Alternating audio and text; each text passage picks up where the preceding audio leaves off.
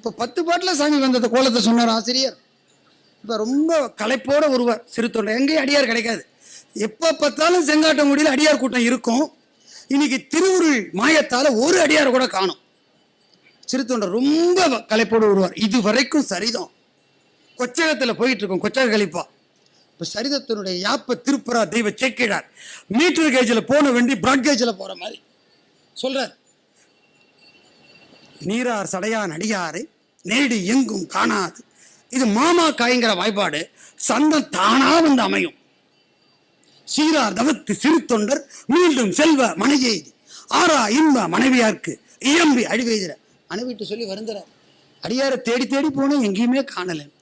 இந்த அம்மா சொல்றா, பாராதரிக்கும் திருவேடத்து ஒருவர் வந்தார்.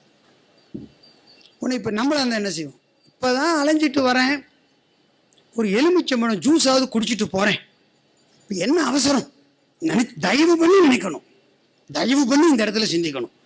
அடுத்த கணமே ஓடுறார், அடியேன் கவனிங்கோ, எங்குற்றார் உரையாய் சொல்லு ஓடுறேன்னு ஓடுறார்.